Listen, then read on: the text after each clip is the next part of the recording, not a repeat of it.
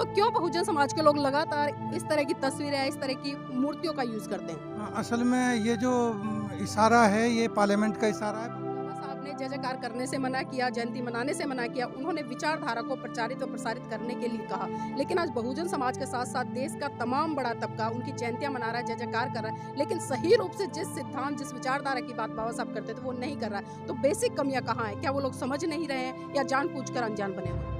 ऐसा है, इसकी जड़ें बहुत मजबूत हैं और इसको धीरे धीरे ही काटना पड़ेगा। ऐसे नहीं है कि भाई कट नहीं रहे, कट रही हैं। लोग जागरूक हो रहे हैं और दूसरी जातियां भी इस बात को समझ रही हैं कि भाई ये लोग हमारे बराबर में आ रहे हैं, हमारा वो समान विचारधारा इनकी बन रही है, तो वो भी कुछ झुके हैं और हम भी बढ़े हैं आगे। ऐसा नहीं है कि वो बिल्कुल ही कट्टरवादी हैं। हमने देखा कि एक भी महिला वक्ता नहीं थी, तो कहाँ बेसिक कमियां रह जाती हैं? क्यों नहीं हम महिलाओं को आगे निकालते हैं?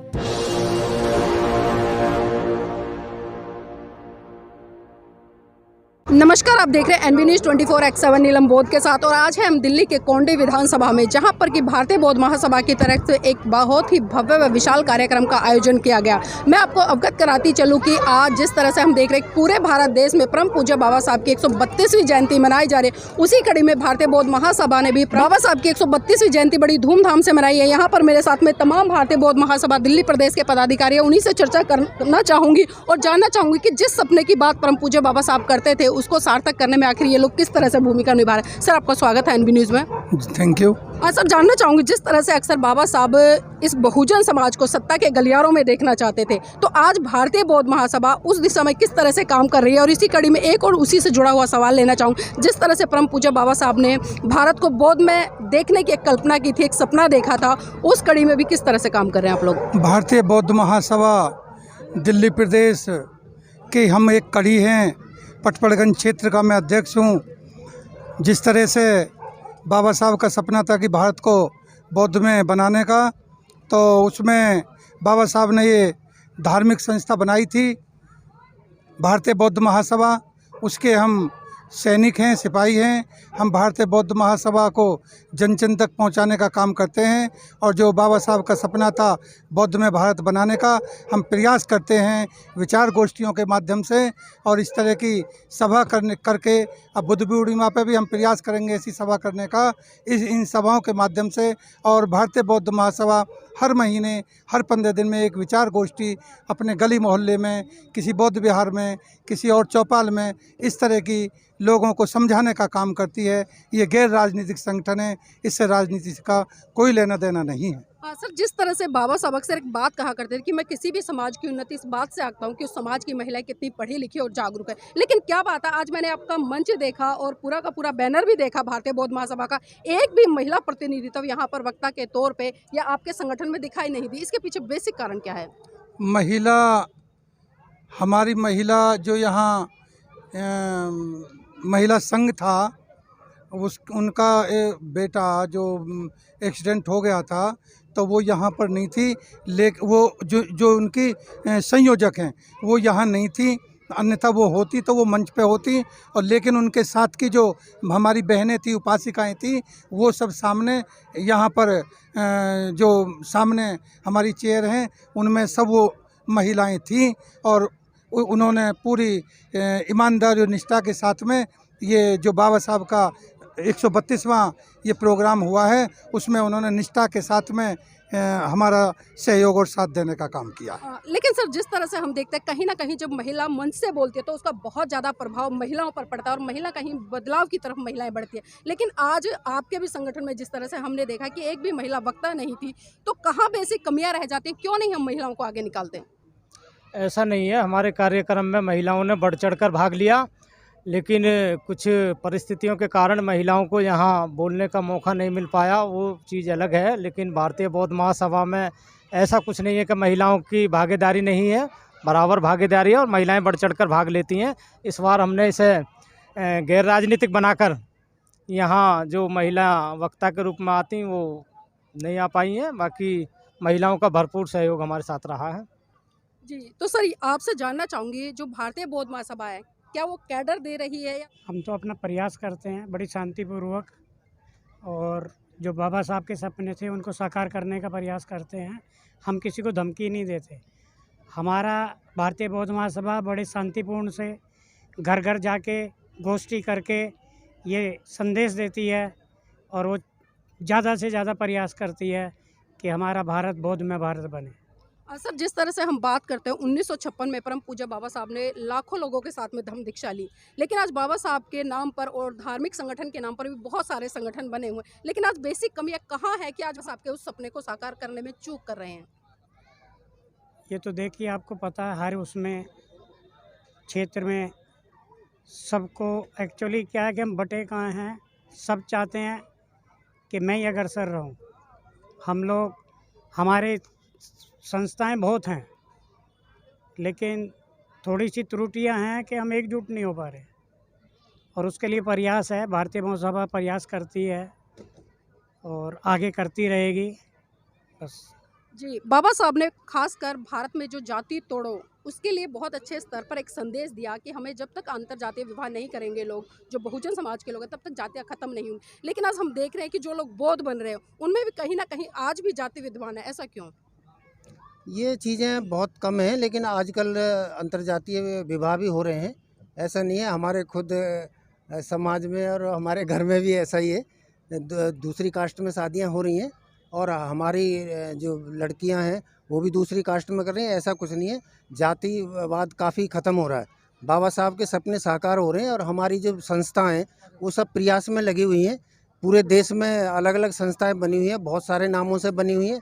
हमारे यहाँ भी जो भारतीय बौद्ध महासभा बनी हुई है, तो ये सभी प्रयासरत हैं, सभी इस क्षेत्र में काम कर रहे हैं कि भाई जाति प्रथा खत्म हो, और जाति प्रथा खत्म हुई है, पहले जैसी कहीं भी बात अब नहीं है। सर, लोग जागरूक हो रहे हैं। एक चीज़ और जानना चाहूँ, क्योंकि आज अंतर्जातीय विवाह तो हो रहे हैं, कहीं ना कहीं जब ब्राह्मण की बेटी एक दलित परिवार में आ जाती है और एक दलित की बेटी ब्राह्मण परिवार में जाती है, लेकिन जब संस्कारों की बात आती है तो ब्राह्मण परिवार की बेटी जो बहुजन समाज के घर में आती है वो कहीं ना कहीं अपने सिद्धांतों को, अपने उसी धर्म को, या जिसकी बात करते हैं हम, जो संस्कृति है उनकी हिंदू धर्म, उसको फॉलो करती है। आखिर बौद्ध लोग उसको परिवर्तित क्यों नहीं कर पाते हैं? ऐसा है, इसकी जड़ें बहुत मजबूत हैं और इसको धीरे धीरे ही काटना पड़ेगा। ऐसे नहीं है कि भाई कट नहीं रही, कट रही हैं। लोग जागरूक हो रहे हैं और दूसरी जातियां भी इस बात को समझ रही हैं कि भाई ये लोग हमारे बराबर में आ रहे हैं, हमारा वो समान विचारधारा इनकी बन रही है, तो वो भी कुछ झुके हैं और हम भी बढ़े हैं आगे। ऐसा नहीं है कि वो बिल्कुल ही कट्टरवादी हैं, अब वो भी ये मानते हैं कि भाई ये इन लोगों को भी हमारे समांतर या समान उसमें आना चाहिए। जी, बात के इसी कड़ी में और भी लोग हैं, उनसे भी जुड़ने का प्रयास करें। मैडम, जी, समान विचारधारा में जब एक विचारधारा के बहुत सारे संगठन हो जाते हैं तो उसमें कमजोरी आ जाती है। एक विचारधारा के संगठन, पहले भारतीय बौद्ध महासभा थी तो बहुत ताकत के साथ में अपनी जो बात है उसे रखती थी, लेकिन भारतीय बौद्ध महासभा में से जो हमारे एससी समुदाय के लोग हैं, ओबीसी समुदाय के लोग भी हैं, उन्होंने बात तो बाबा साहब की ही करते हैं, लेकिन विचारधारा उनकी बाबा साहब की है, लेकिन क्या है कि उन्होंने अपने अपने संगठन बना लिए हैं, इसलिए ये कमज़ोर हो रही है। लेकिन भारतीय बौद्ध महासभा अपने पथ से, अपने रास्ते से भटकी नहीं है, वो अपने रास्ते पे अपना काम कर रही है। बाबा साहब का जो मिशन था बौद्ध में बनाने का, उसको जो है साकार करने का काम भारतीय बौद्ध महासभा कर रही है। जी, तो देखिए, मैंने महिलाओं को लेकर सवाल किया था और महिलाएं आ चुकी हैं मंच पर, उनसे भी हम कुछ चर्चा करना चाहेंगे। आपका नाम क्या है? मेरा नाम रुचि है। रुचि जी, जानना चाहूँगी, जिस तरह से परम पूज्य बाबा साहब, मैंने भाई साहब से भी बात की कि महिलाओं की उन्नति की बात करते थे, उनको आगे निकालने की बात करते थे, उनके प्रतिनिधित्व की बात करते, लेकिन आज महिलाएं क्यों पुरुषों के पीछे बंधी हैं, क्यों नहीं आगे निकल कर आती? भाई उन्हें घर में इतने सारे काम रह जाते हैं कि वो सारे कामों को देख के, बच्चों को सबको मेंटेन कर, घर को सबको देख के, तो उन्हें सब कुछ देखना पड़ता है ना।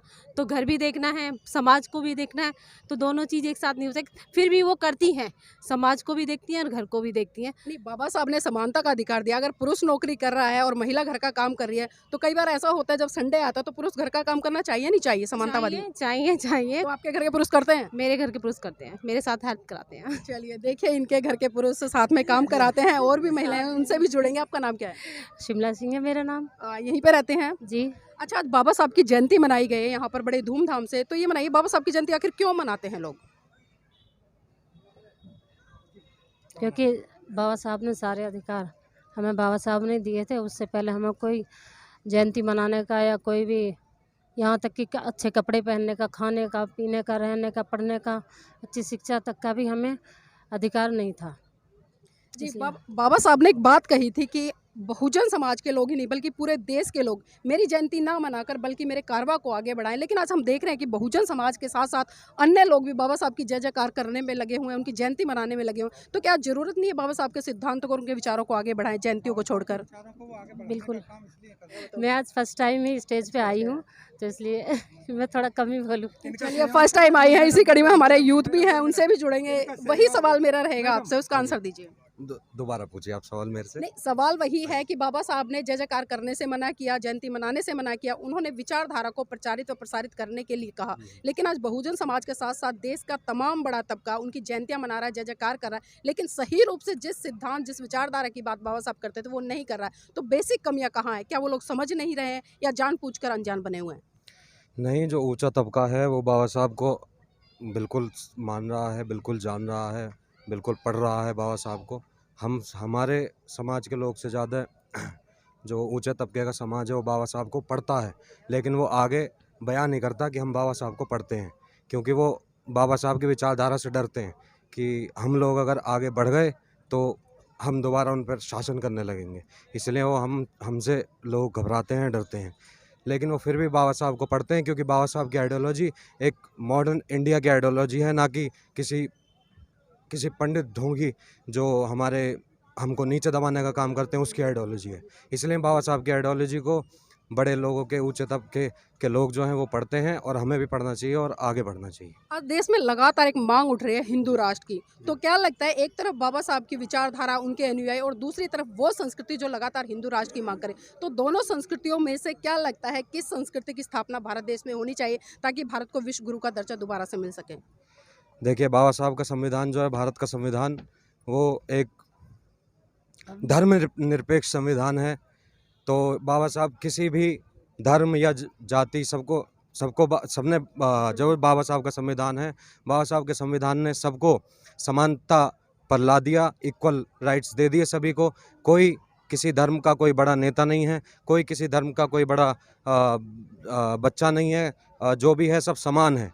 इसलिए जो भी हमारे राजनीतिक या सांस्कृतिक प्रोग्राम होते हैं, इनमें हम राजनीति की बातें नहीं करते हैं, सिर्फ़ और सिर्फ बाबा साहब की बातें करते हैं, क्योंकि बाबा साहब की आइडियोलॉजी बेस्ट आइडियोलॉजी है। चलिए ठीक है, जो आंसर मैं चाह रही थी वो शायद नहीं दे पाए। मैं एक चीज़ जानना चाहूँगी सर, अक्सर हम बाबा साहब की एक तस्वीर देखते हैं जिसमें कि उनकी उंगली का इशारा ऊपर की तरफ है, और जो बाबा साहब की सही स्टैचू है वो इशारा करती है संसद की तरफ। तो क्यों बहुजन समाज के लोग लगातार इस तरह की तस्वीरें, इस तरह की मूर्तियों का यूज़ करते हैं? हाँ, असल में ये जो इशारा है ये पार्लियामेंट का इशारा है। बाबा साहब की यही सोच थी कि मेरा जो समाज है, दबा कुचला, पिटा, छिता, लुटा, शोषित, ये समाज आगे बढ़े, और उन्होंने इसीलिए अपने 4-4 बच्चों को कुर्बान करके और हमें जो है ये अधिकार दिया था, राजनीतिक अधिकार दिया था, शिक्षा का अधिकार दिया था, और ये बड़ी उन्होंने वोट का अधिकार दिया था। वैसे तो बाबा साहब हमें 2 वोट का अधिकार देना चाहते थे, लेकिन 2 वोट के अधिकार पे अनशन हुआ, जिसके तहत हमें ये समझौता करना पड़ा और 1 वोट का अधिकार ही दिया। और उन्होंने ये कहकर दिया कि आज से जो राजा पैदा होगा वो रानी के पेट से पैदा नहीं होगा, वो मेहतरानी की वोट से पैदा होगा। राजा की वोट भी इतनी होगी, मेहतरानी की वोट भी इतनी होगी। तो इसलिए बाबा साहब का जो इशारा था वो ये इशारा था, मैं वोट का आपको अधिकार दे करके जा रहा हूँ। सर मेरा सवाल इस तस्वीर से था, ये ऊपर की तरफ है जी। बताना चाह रहा हूँ, मैं वोट का अधिकार दे करके आपको जा रहा हूँ, और मेरा जो इशारा है देश की पार्लियामेंट का इशारा है। आपको हर सूरत में देश की पार्लियामेंट पर कब्जा करना है, देश की पार्लियामेंट में पहुंचना है, और देश की पार्लियामेंट में पहुंच करके सत्ता की वो चाबी है जो आपके सारे रास्ते खोलने का काम करेगी। वो इशारा बाबा साहब का जो उंगली का इशारा है वो पार्लियामेंट का इशारा है। सर वो इशारा तो पार्लियामेंट की तरफ करता है, मैंने बात की है इस तस्वीर की जिसमें कि बाबा साहब की उंगली ऊपर की तरफ है, और ये तस्वीर हम कहीं ना कहीं देखते हैं कि आरएसएस की तरफ से प्रायोजित की गई है, क्योंकि बाबा साहब ने कभी भी ऊपर इशारा नहीं किया, उन्होंने संसद की तरफ किया। तो मैं इस तस्वीर को लेकर चर्चा कर रही हूँ, क्या ये गलत नहीं है? हाँ, असल में क्या है कि जो वो उसमें पड़ी हुई है ना, नेट पे जो पड़ी हुई हैं, फ़ोटो वो जो प्रिंटर होते हैं, हाँ उसी को दिखाते हैं और हम कह देते हैं भाई ठीक है, इतना इस तरफ ध्यान नहीं देते हैं। लेकिन हमारी जो सोच है वो यही है कि बाबा साहब का जो इशारा पार्लियामेंट की तरफ इशारा है, इस तरफ जो है हमारी ये सोच नहीं जाती कि हम तो हमारे दिल ईमानदारी से तो हमारा यही है कि ये जो इशारा है बाबा साहब अगर और अगली बार जो हम कोशिश करेंगे, प्रयास करेंगे, ये जो आपने हमें बात बताई है इसमें हम प्रयास करेंगे कि इस करेक्शन को सुधारने का काम करें। जी, बहुत बहुत धन्यवाद सर हमारे साथ जुड़ने के लिए। और देखिए खासकर इस तस्वीर को लेकर और इस तरह की बहुत सारी मूर्तियां आज बन रही हैं बाबा साहब की, जो कि संसद की तरफ इशारा ना कर बल्कि ऊपर उस ईश्वर की तरफ इशारा करती है, जो कि आरएसएस की तरफ से गढ़ दिया गया है। तो आज बहुजन समाज के साथ साथ में देश के लोगों को ये सोचना पड़ेगा कि आखिर बाबा साहब ने जो संसद की तरफ इशारा किया, उस मूर्ति को या उस तस्वीर को प्रस्तुत ना करके